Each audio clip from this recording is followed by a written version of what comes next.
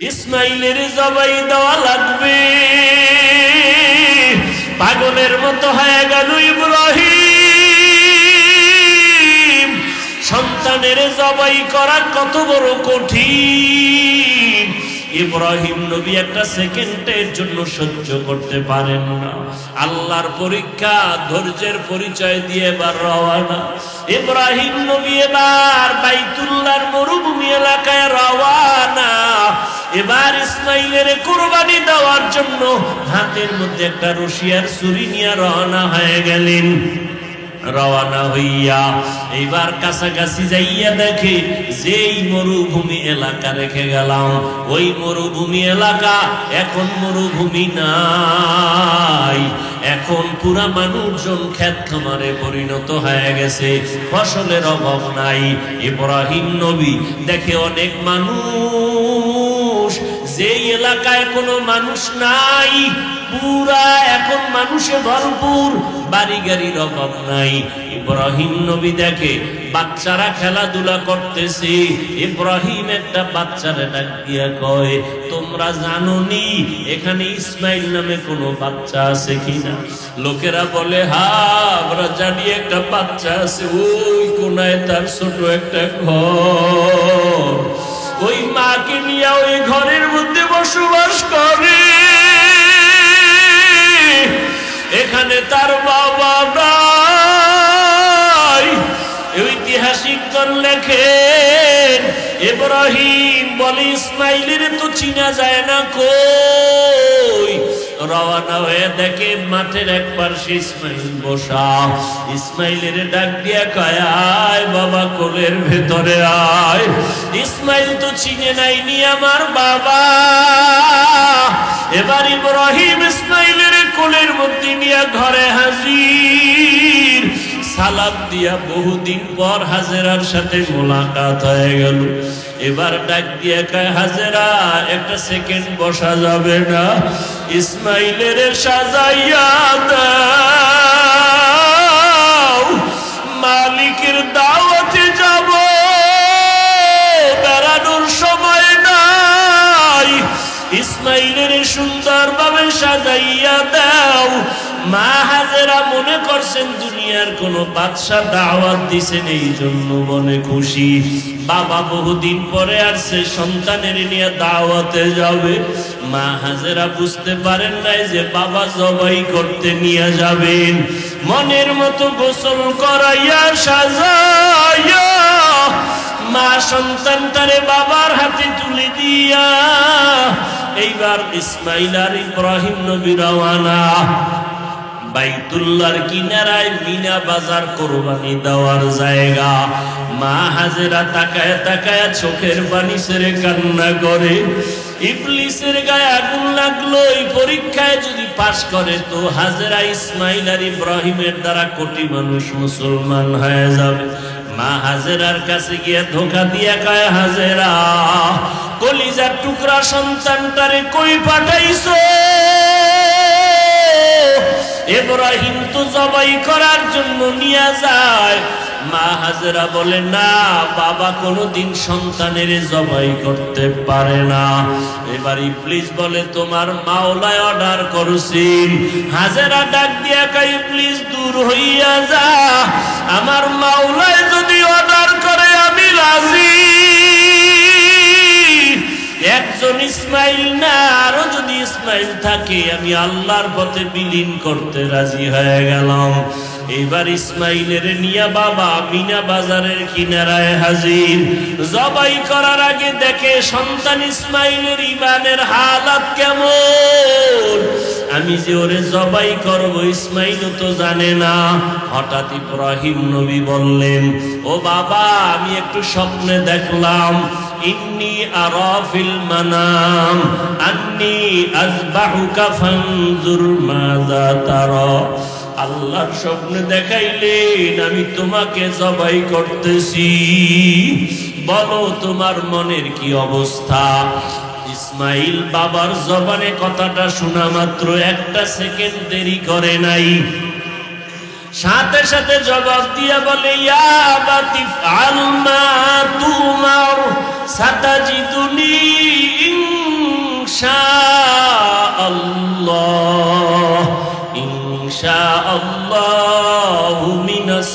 Saverin.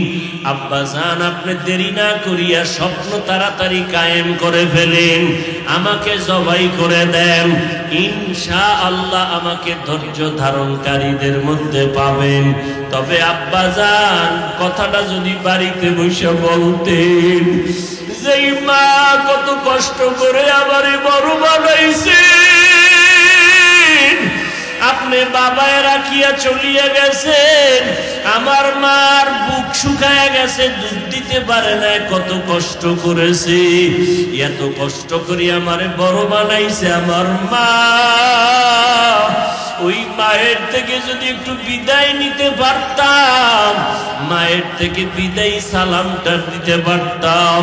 ও সন্তানেরা, ওই মা যে কত কঠিন, এই জায়গায় অনেক আল্লাহর বান্দারা আছেন, বাড়ির থেকে মা বাবা সাইরাই হিল ট্যাক্সে আপনি পাহাড়ের ভিতরে চলে আসছে।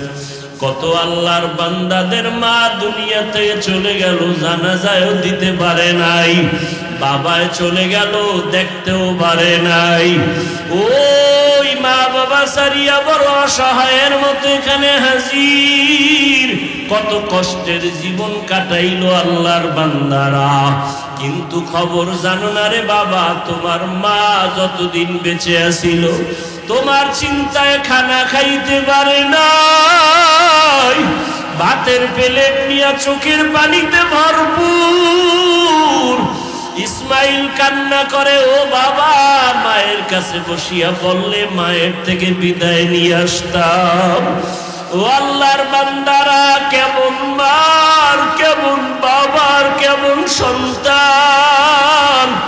আমার মাওলার মুহাব্বত যার অন্তরে গালেব হয়ে গেছে, তার দ্বারাই সম্ভব।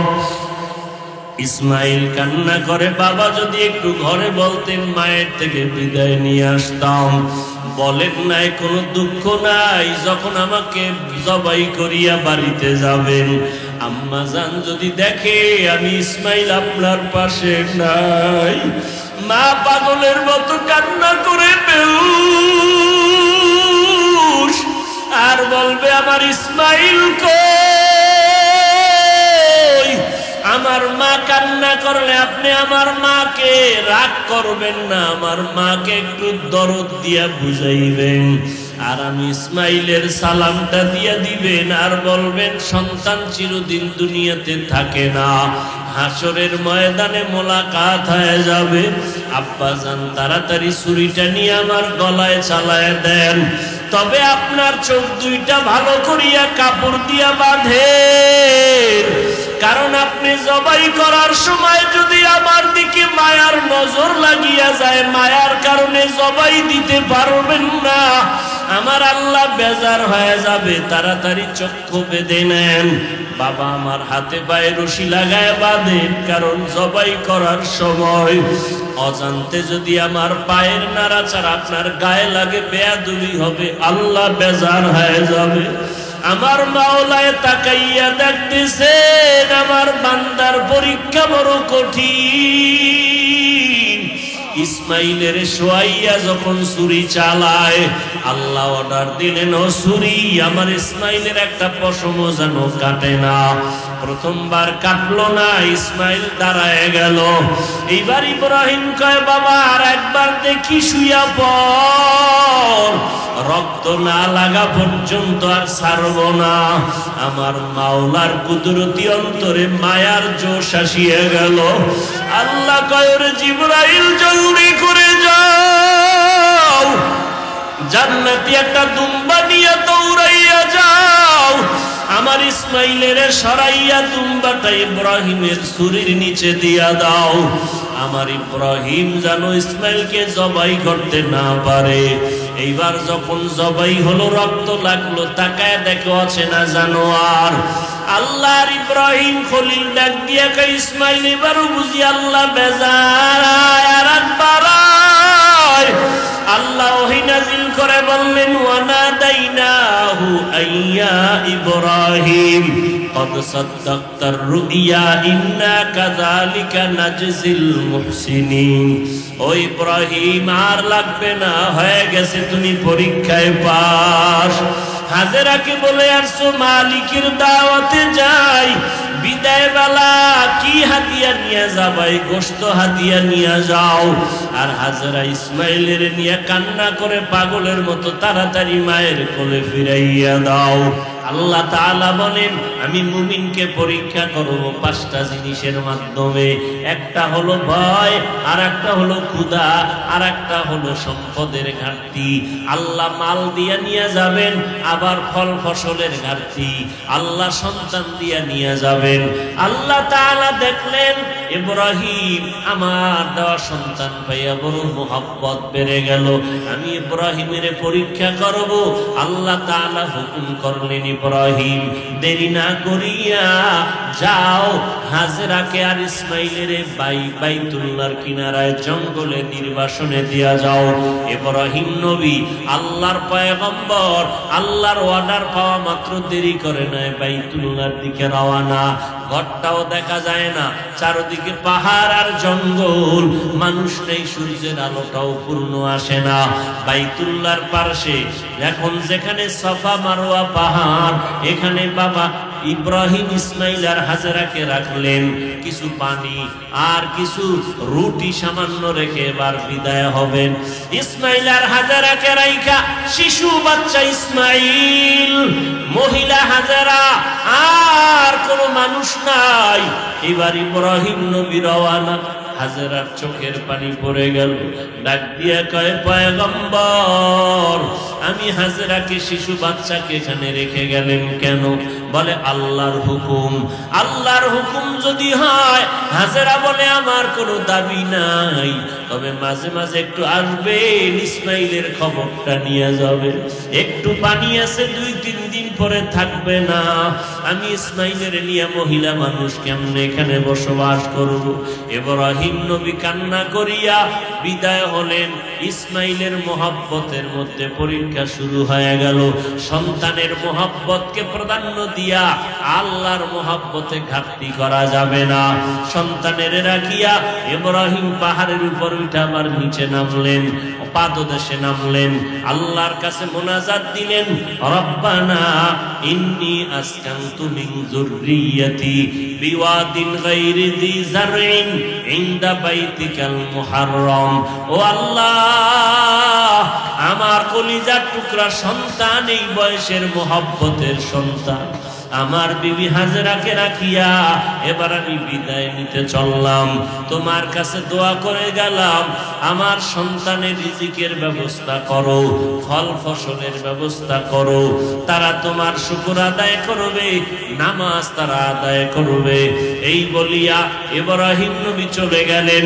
এদিকে হাজেরার শিশু ইসমাইল ছাড়া কেউ নাই। 2-1 দিনের মধ্যেই পানিও শেষ হয়ে গেল। এখন আর বুকের দুধও নাই, বাচ্চা ইসমাইলের সান্ত্বনা দেওয়ার মতো কোনো পানিও নাই। মরুভূমি এলাকা, মা হাজেরা পাগলনির মতো চিৎকার দেয়, ইসমাইলের কান্না সহ্য করা যায় না। মা যতই পাগলের মতো করুক না কেন, সন্তানের বিরহের বেদনা সহ্য করা যায় না। ইসমাইল শিশু বাচ্চা কাঁদে, ক্ষুধার তৃষ্ণা, মায়ের বুকে দুধ নাই, পাগলনির মতো। ইতিহাসবিদরা লেখে, মা হাজেরা তার নিজের জিহ্বাটা ইসমাইলের মুখের মধ্যে দিয়ে দিল। দেখে জিহ্বায় কোনো পানি নাই, শুকনা হয়ে গেল। হঠাৎ নজর করিয়া দেখে ওই মারোয়া পাহাড়ে একটু পানি পানি মনে হয়। মা হাজেরা দৌড় দিলেন, একটু দেখি পানি আনা যায় কিনা। ওখানে গিয়া দেখেন কোনো পানি না, ওই সূর্যের একটু আলো লাইগা বালু পাহাড়ের উপরে চিকচিক করে মনে হয় যেন পানি। ওখানে দাঁড়াইয়া চিৎকার দিয়া কাঁদেন, ও আল্লাহ, ইসমাইলের বাঁচানোর ব্যবস্থা করো। ওখান থেকে আবার সাফা পাহাড়ে দৌড় দিলেন। এইভাবে মা হাজেরা 7 বার দৌড় দিলেন। আল্লাহ কয়, ওরে জিবরাইল, আমি আল্লাহ তোমাকে সাক্ষী রেখে বলতেছি রে জিবরাইল, আমার হাজেরা যেই সাফা মারওয়ায় দৌড় দিল 7 বার, লিখে রাখবা আমি আইন করে দিলাম আমার বাইতুল্লাহ যারা জিয়ারত করতে আসবে যত হাজিরা, ওই সফা মারওয়ায় যদি হাজেরার মতো দৌড় না দেয় আমি আল্লাহ কারো হজ কবুল করব না। হাজেরার স্মৃতিটা আল্লাহ রেখে দিলেন কিয়ামত পর্যন্ত। আজকে হাজী সাহেবরা হাজেরা আলাইহিস সালামের স্মৃতি চারণে ওই সফা মারওয়ায় দৌড়াইতে থাকে। যেখানে একটু জোরে দৌড় দিছেন ওই জায়গায় চিহ্ন দেওয়া আছে, ওই জায়গায় গিয়া হাজী সাহেবদের জোরে একটু দৌড় দিতে হবে। মা হাজেরার স্মৃতি কিয়ামত পর্যন্ত কবুল হয়ে গেল। এদিকে কেউ নাই, ইসমাইলের কান্না। হঠাৎ আম্মা জান হাজেরা শুনে কে যেন একটু আওয়াজ দিল। মা হাজেরা চারদিকে কান ঘুরাইলেন, দেখে জঙ্গলের ভিতর থেকে একটা আওয়াজ, দেখে আল্লাহর ঘর বাইতুল্লাহর কিনারা থেকে আওয়াজ আসতেছে। কেউ না, ওই জায়গায় জিবরাইল আমিন আইসা আওয়াজ দিছে, পাখা দিয়া বাড়ি দিছেন। ইসমাইলের পায়ের গোড়ার থেকে পানি বের হওয়া শুরু হলো। আম্মা জান হাজেরা আইসা পানিটারে আটকায় কয়, জম জম, হে পানি থাম থাম। পানি থেমে গেল, নিজেও পানি পান করলেন, ইসমাইলের মুখেও পানি দিলেন। এমন জমজমের বিশুদ্ধ পানি, পয়গম্বর বলেন এই জমজমের পানির কূপে হাজার হাজার লাখ কোটি মানুষেরা হজে গেলে পানি নেয়, ওমরায় পানি নেয়। কত পানি চলে গেল সারা দুনিয়ায়। ওই সময় থেকে কূপের পানি যেই পরিমাণ ছিল এখন ওই পরিমাণ আছে, কমেও না বাড়েও না। সাহাবায়ে কেরাম বললেন, নবী এই জমজমের তলা কই? নবী বলেন জমজম কূপের তলা হাউজে কাউসারের সাথে লাগানো। জমজম পানির দ্বারা মানুষের পেটের ক্ষুধা নিবারণ হয়, পিপাসা নিবারণ হয়, রোগের ঔষধ, আরো অনেকগুলো ফজিলত আছে জমজম পানির। সারা দুনিয়ার দার্শনিক বিজ্ঞানিকরা একমত যে জমজম কূপের পানির মতো বিশুদ্ধ পানি জমিনে আর কোথাও নাই। এর নবীর উম্মতের দল এই পানি মা হাজেরা আলাইহিস সালামের মাধ্যমে, ইসমাইলের মাধ্যমে আল্লাহ ব্যবস্থা করে দিলেন। এর নবীর উম্মতের দল ওই জমজম পানি নিয়ে পান করিয়া দুজন এবার থাকতে শুরু করলেন। পানি পান করলেই ইসমাইলের পেটের ক্ষুধা নিবারণ হয়, কান্না বন্ধ হয়। ইব্রাহিম নবী দোয়া করছেন, আল্লাহ মানুষজনের ব্যবস্থা করিয়া তুমি আবাদ করে দিও মরুভূমি। পানিও হয়ে গেল, এবার মানুষের দরকার। একদল ব্যবসায়ী লোকেরা পানির তালাশ ওই জায়গায় এসে পানি খুঁজলো। মা হাজেরা বলে, পানি দিব যদি তোমরা এখানে বসবাস করো তাহলে দিব। সবাই রাজি হয়ে গেল, ফসল করা শুরু হয়ে গেল। এবার খাওয়ার জন্য আল্লাহ তাআলা একটা ফলের বাগান তায়েফের ময়দানে লাগায় দিলেন। আজ পর্যন্ত সেই ফল বাগান আছে। 12টা মাস তায়েফের ময়দানে সেই ফলের বাগান সতেজ থাকে। ওই ফলের মাধ্যমে আল্লাহ তাআলা ইব্রাহিমের দোয়া কবুল করলেন। ইসমাইলের বয়স আস্তে আস্তে বাড়তে শুরু হলো। এখন দৌড়ায়, হাঁটে, খেলাধুলা করে। এদিকে বাবা ইব্রাহিমের কোনো খবর নাই, এদিকে সারাকে নিয়ে আছে হাজারার কোনো খবর নাই, ইসমাইলের কোনো খবর নাই। মরুভূমিতে রাইখা গেছে। কেমন কঠিন পরীক্ষা! আমার মাওলার পরীক্ষা, আমার আল্লাহর পরীক্ষা। ইব্রাহিম পাস, এটা ধৈর্য না থাকলে সম্ভব না। ইব্রাহিম রে বানাইলেন। যখন ইসমাইল প্রাপ্ত বয়সে উপনীত হয়, আল্লাহ ইব্রাহিম রে স্বপ্ন দেখায়, রে ইব্রাহিম আর দেরি করিস না, তোমার কলিজার টুকরা, তোমার আপন জিনিসটারে কোরবানি করো। ইব্রাহিম নবী স্বপ্ন দেখলেন, মনে মনে ভাবলেন, কি দেখলাম? 100 উট কোরবানি করে দিলেন। পরের দিন কয়, না হয় নাই, আবার তুমি কোরবানি দাও তোমার প্রিয় বস্তু। যখন আবার দিলেন 100 উট কোরবানি হয় না, আবার দেখলেন। শেষ পর্যন্ত ইব্রাহিম নবী সিদ্ধান্ত নিলেন, আমার প্রিয় কলিজার টুকরা ইসমাইল ছাড়া আমার আর কেউ নাই। মনে হয় যেন আবার পরীক্ষা শুরু হয়ে গেল। ইসমাইলের জবাই দেওয়া লাগবে। পাগলের মতো হয়ে গেল ইব্রাহিম। সন্তানের সন্তানের জবাই করা কত বড় কঠিন। ইব্রাহিম নবী একটা সেকেন্ডের জন্য সহ্য করতে পারেন না। আল্লাহর পরীক্ষা, ধৈর্যের পরিচয় দিয়ে এবার রওয়ানা। ইব্রাহিম নবী এবার বাইতুল্লাহর মরুভূমি এলাকায় রওয়ানা। এবার ইসমাইলের কুরবানি দেওয়ার জন্য হাতের মধ্যে একটা রশিয়ার ছুরি নিয়ে রওনা হয়ে গেলেন। রওনা হইয়া এইবার কাছাকাছি যাইয়া দেখে যেই মরুভূমি এলাকা রেখে গেলাম, ওই মরুভূমি এলাকা এখন মরুভূমি নাই, এখন পুরা মানুষজন ক্ষেত খামারে পরিণত হয়ে গেছে, ফসলের অভাব নাই। ইব্রাহিম নবী দেখে অনেক মানুষ, যেই এলাকায় কোনো মানুষ নাই পুরা এখন মানুষে ভরপুর, বাড়ি গাড়ির অভাব নাই। ইব্রাহিম নবী দেখে বাচ্চারা খেলাধুলা করতেছে।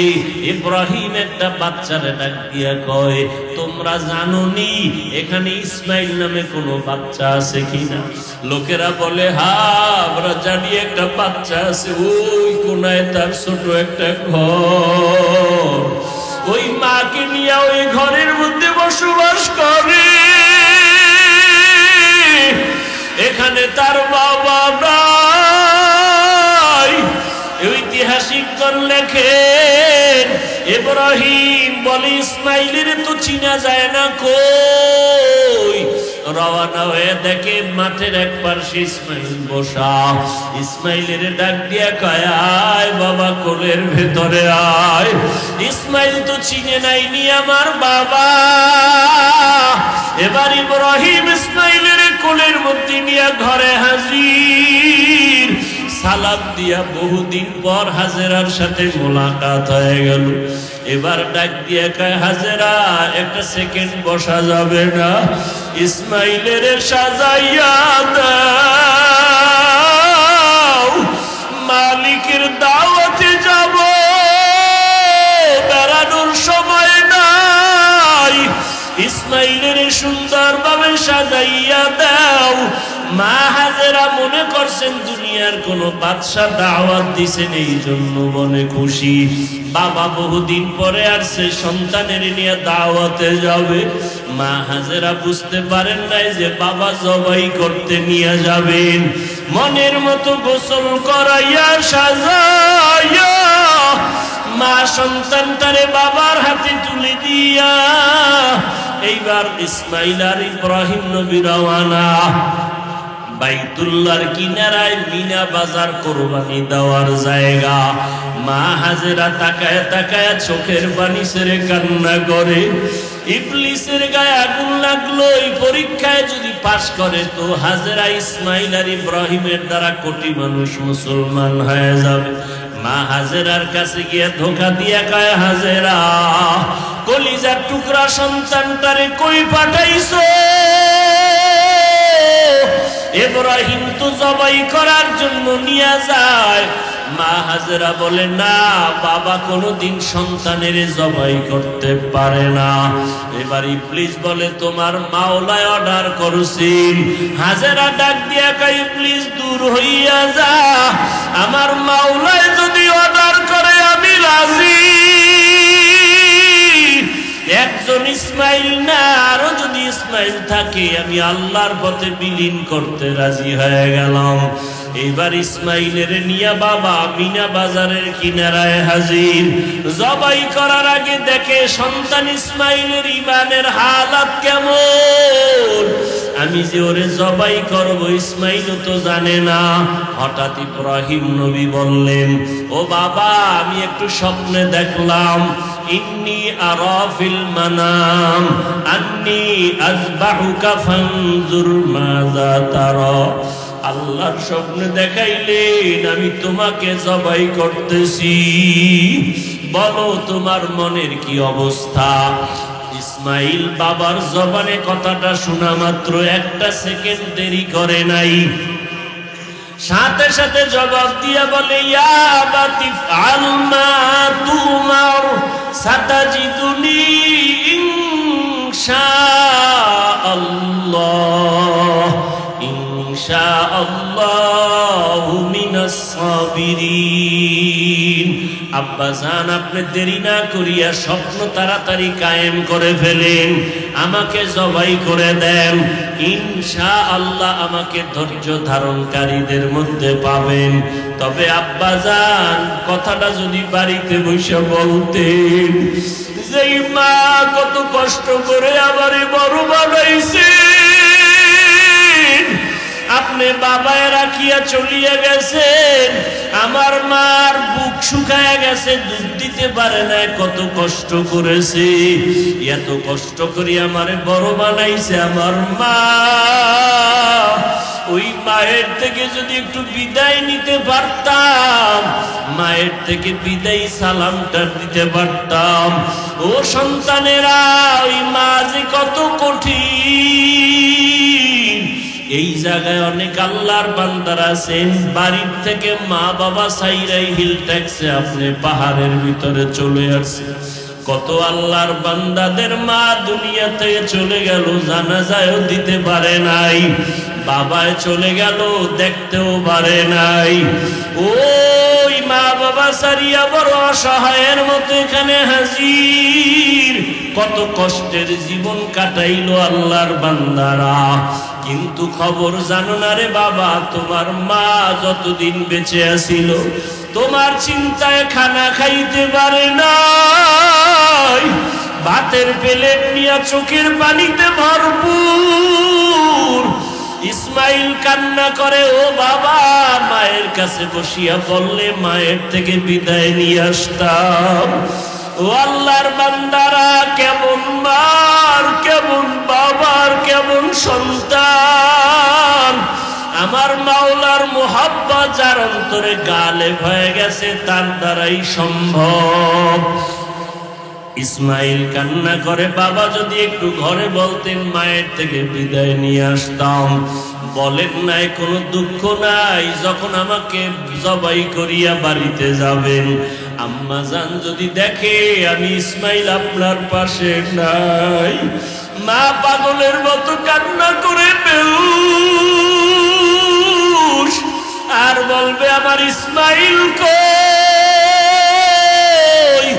আমার মা কান্না করলে আপনি আমার মাকে রাগ করবেন না, আমার মাকে একটু দরদ দিয়া বুঝাইবেন, আর আমি ইসমাইলের সালামটা দিয়া দিবেন, আর বলবেন সন্তান চিরদিন দুনিয়াতে থাকে না, হাসরের ময়দানে মোলাকাত হয়ে যাবে। আব্বাজান তাড়াতাড়ি ছুরিটা নিয়ে আমার গলায় চালায় দেন, তবে আপনার চোখ দুইটা ভালো করিয়া কাপড় দিয়া বাঁধেন, কারণ আপনি জবাই করার সময় যদি আমার দিকে মায়ার নজর লাগিয়া যায়, মায়ার কারণে জবাই দিতে পারবেন না, আমার আল্লাহ বেজার হয়ে যাবে। তাড়াতাড়ি চক্ষু বেঁধে নেন। বাবা আমার হাতে পায়ে রশি লাগায় বাঁধেন, কারণ জবাই করার সময় অজান্তে যদি আমার পায়ের নাড়াচাড়া আপনার গায়ে লাগে, বেয়াদবি হবে, আল্লাহ বেজার হয়ে যাবে। আমার মাওলায় তাকাইয়া দেখতেছেন আমার বান্দার পরীক্ষা বড় কঠিন। ইসমাইলের শোয়াইয়া যখন ছুরি চালায়, আল্লাহ অর্ডার দিলেন, ও ছুরি আমার ইসমাইলের একটা পশমও যেন কাটে না। প্রথমবার কাটলো না, ইসমাইল দাঁড়ায় গেল। এইবার ইব্রাহিম কয়, বাবা আর একবার দেখি, শুইয়া পড়, রক্ত না লাগা পর্যন্ত আর ছাড়ব না। আমার মাওলার কুদরতি অন্তরে মায়ার জোশ আসিয়া গেল। আল্লাহ কয়, রে জিবরাইল জলদি করে যাও, জান্নাতি একটা দুম্বা নিয়ে দৌড়াইয়া যাও, আমার ইসমাইলের সরাইয়া দুম্বাটা ইব্রাহিমের ছুরির নিচে দিয়া দাও। আমার ইব্রাহিম যেন ইসমাইলকে জবাই করতে না পারে। এইবার যখন জবাই হলো, রক্ত লাগলো, তাকায় দেখো অচেনা জানোয়ার। আল্লাহর ইব্রাহিম খলিল ডাক দিয়া কয়, ইসমাইল এবারও বুঝি আল্লাহ বেজার, আর বাড়ায়। আল্লাহ ওহী নাজিল করে বললেন, ওয়ানাদাইনাহু আইয়া ইব্রাহিম কদ সাদ্দাকতার রুইয়া ইন্না কাযালিকা নাজজিল মুহসিনিন। ও ইব্রাহিম আর লাগবে না, হয়ে গেছে, তুমি পরীক্ষায় পাস। হাজেরাকে বলে আসছো মালিকের দাওয়াতে যাই, বিদায় বেলা কি হাদিয়া নিয়ে যাবাই? গোশত হাদিয়া নিয়ে যাও। আর হাজেরা ইসমাইলের নিয়ে কান্না করে পাগলের মতো তাড়াতাড়ি মায়ের কোলে ফিরাইয়া দাও। এরে আল্লাহর বান্দারা, আজকে সন্তান আল্লাহ দান করলেন। ও পর্দার আড়ালের মা বোনেরা, ও বৃদ্ধ বাবাজি, পারছেন কি সন্তানটাকে একটা নেককার সন্তান বানাইতে? ও যুবকেরা, স্কুলে পড়ো, কলেজে পড়ো, শুরুতেই বলছি নিষেধ নাই ইবাদত। আল্লাহর দ্বীন কায়েমের জন্য তুমি ডাক্তার হও, ইঞ্জিনিয়ার হও, মুসলমানের ইজ্জত রক্ষার জন্য তুমি এসপি হও, ডিসি হও। স্কুল কলেজে পড়ো, বড় ভালো কাজ, তবে ওখানে পড়তে গিয়া তুমি আল্লাহকে ভুলিয়া যাইও না। 5 বেলার নামাজ পড়ো, মা বাবার খেদমত করো, ওলামায়ে কেরামের পরামর্শ নিয়ে চলো, আর মা মুরব্বীদের দোয়া নিয়ে চলো। মা বাবার চোখের পানি আর দোয়া ছাড়া সামনে আগাইতে পারবা না রে বাবা। ও যুবক, আজকে তুমি যত বড় পরীক্ষায় ভালো নাম্বার পাও, মা বাবার দোয়া ছাড়া পাও নাই। মা বাবার চোখের পানি আর দোয়ার কারণে তুমি টাকার মালিক, বাড়ি গাড়ির মালিক, সম্মানের চেয়ারের মালিক। ওই মা বাবারে কষ্ট যদি দিয়া থাকো, আজকে বাসায় গিয়া ক্ষমা চাইও। যার মা নাই, কবর জিয়ারত করো আর কান্না করো। ওই মা যদি মাথায় হাত দিয়া দোয়া করিয়া দেয়, সাথে সাথে আরশে আজিমে কবুল। ওলামায়ে কেরামের দোয়া নিয়ে আমল শুরু করিয়া দাও রে বাবা। শয়তানের ধোকায় পড়ে যত অন্যায় করেছো, আজকে তওবা করে নাও। হায়াতের মালিক আল্লাহ, রিজিকের মালিক আল্লাহ, ইজ্জতের মালিক আল্লাহ। মরিয়া গেলে যাব আর নামাজ ছাড়বো না, বেপরদায় চলবো না, মা বাবারে কষ্ট দিব না, নবীর তরিকার বাহিরে চলবো না, দেশের বিরুদ্ধে, জাতির বিরুদ্ধে কোনো ষড়যন্ত্রে লিপ্ত হব না, যদি অন্তরে কোনো মুনাফিকি না থাকে। ও যুবক, 2 ফোঁটা চোখের পানি ছেড়ে কান্না করো। মনে মনে যদি ভাবো কোরআন মিথ্যা, আলেম ওলামাদের কথা মিথ্যা, প্রমাণ দাও, আমরা নামাজ পড়বো না। কিন্তু বড় বড়রাও চেষ্টা করলো, পারলো না। ওই কোরআন সত্য, কোরআন হাদিস সত্য, নবী সত্য, ওলামায়ে কেরামের কথাও সত্য। 1 জাররা পরিমাণ গুনাহ নিয়ে কবরে গেলে জাহান্নামের আগুনে জ্বলবে, তাও সত্য। এরে নবীর উম্মতের দল, এখনো সময় আছে, তওবা করে নাও। গলায় ছুরি আসবে, মরে যাব, নামাজ ছাড়বা না, দাড়ি কাটবা না, বেপরদায় চলবা না, মা বাবার সাথে বেয়াদবি করবা না, আলেমদের বিরোধিতা করে গুনাহগার হবা না, নবীর তরিকা মেনে চলবা।